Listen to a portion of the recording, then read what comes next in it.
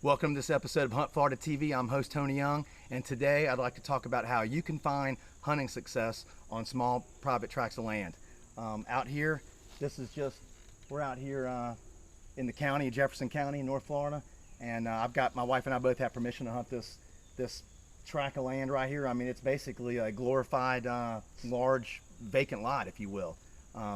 This is kind of a neighborhood. All the houses out here are, 10 or more acres, so everybody's got a lot of room, but it's very rural, and we've got a couple tracts right here that are all together that we've got permission to hunt, and it backs up to a large area. It rolls down to a bottom where there's an old abandoned railroad track, so it's a good place for deer. And you don't need a large tract of land to be able to deer hunt and small game hunt. So anyway, come on down here and I'm going to show you how my wife and I have this place set up.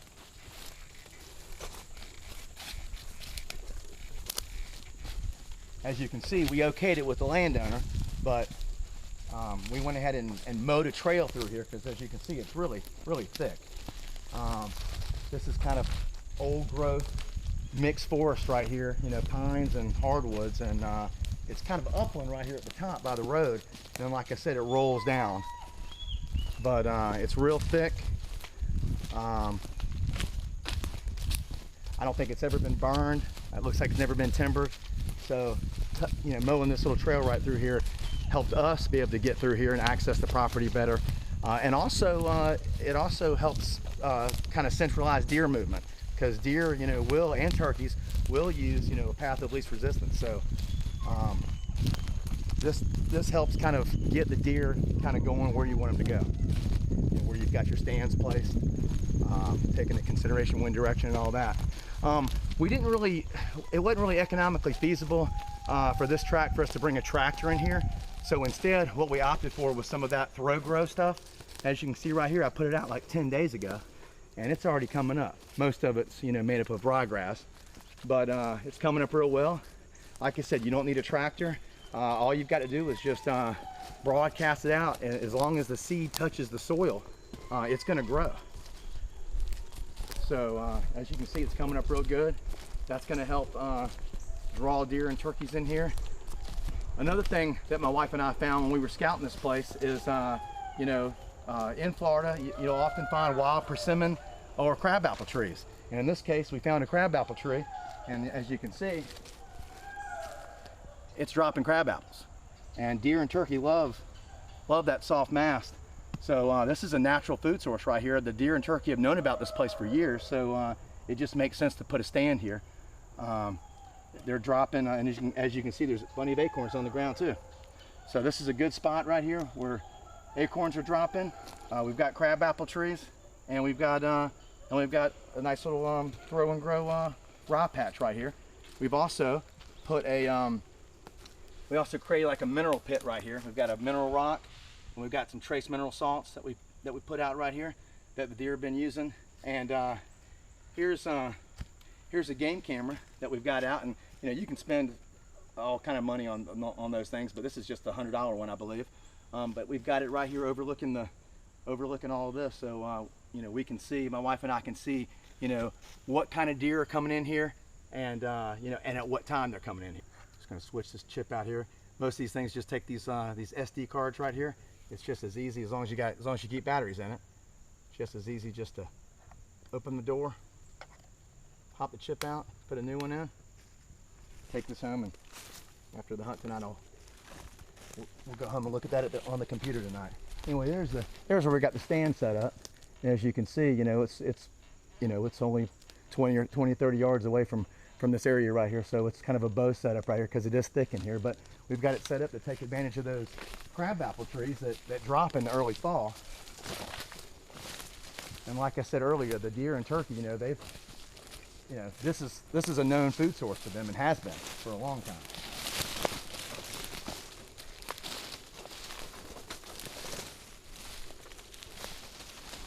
Let's see. Let's kind of show you how we got it set up here. You can see the view we got. Take this down. So we'll climb up here and show you guys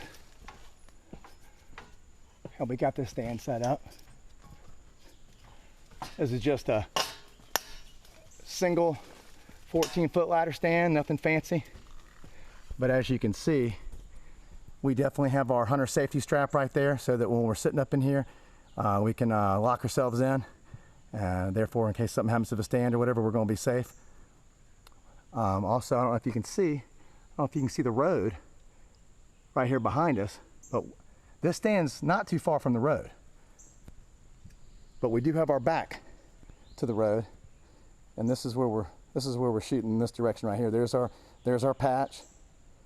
There's our mineral pit, and we've taken machetes and cut some additional shooting lanes right here, because this is a real thick area. All right, but I'm not going to sit here this afternoon because the wind is not right for the stand. The wind's actually blowing off the road and would blow our scent right into the patch and right into where the deer are coming from. So we are not going to sit here this afternoon. Get my old trusty crossbow.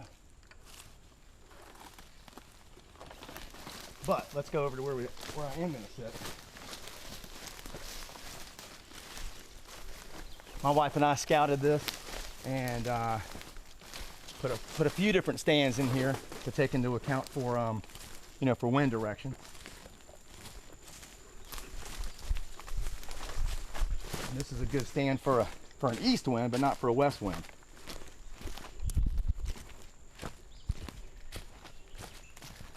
All right. You can see this patch is going. It's coming up real nice after just 10 days.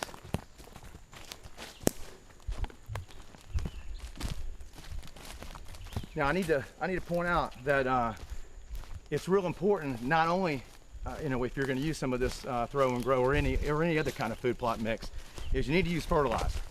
And as a general rule of thumb, I like to use at least 2 pounds of fertilizer for every 1 pound of seed.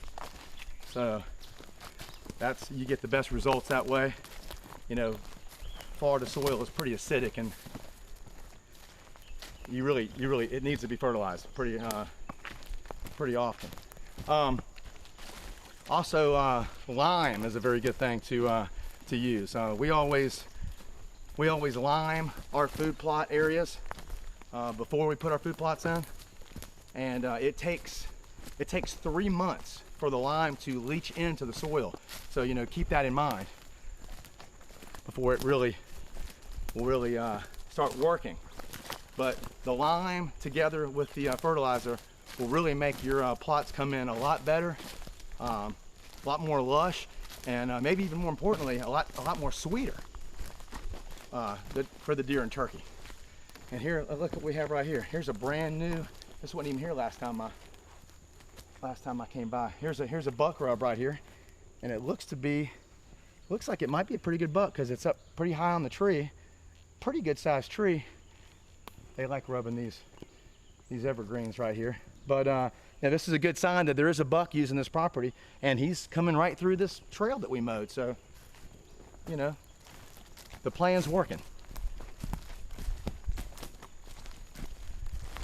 But if your neighbor's got food plots and he doesn't fertilize or use lime, then his plots aren't going to be as sweet as yours if you use them. So, the deer and turkey oftentimes will move over to your property and off of his, because you're offering a better food source that they prefer. And we're almost to the other locations. As you can see in here, I mean, you can see why we wanted to mow a trail through here, because it's really thick. I mean, it's some old growth mixed forest, pines and hardwoods, and I don't think it's ever been timbered. Looks like it's never been burned. So it would really be hard to access, to move around in this property without making a whole lot of noise and scaring everything away. So we mowed this trail through here, and not only is it allowing us to be able to move through, it's also letting the game be able to move through. And if you want to bring a feeder like we have right here at this patch, here's you can see this patch is doing well too. I planted them the same time, like about 10 days ago. But we are on private property, so it's totally legal to use feeders on private property to deer hunt over. This is just a real cheap tripod feeder, and it's you know, because we do not have black bear on this piece of property, we can use this feeder and we can put corn in it. If we did have black bear here, we'd either have to have one, you know, one of those poles, 13-foot poles with a hanging feeder from it, you know, that way the bear can't get up it, or we'd have to fill this feeder full of soybeans, because bear don't like soybeans. Soybeans are a little bit too bitter for them, but turkey, deer, and rabbits do like soybeans. So if you're in an area where there's a lot of bear, you know, and you're having a lot of problems, you know, get off the corn and you know, do food plots and switch over to soybeans. It can really help you. But here we're lucky; we don't have to worry about bears. I'm gonna reset this thing. You know, there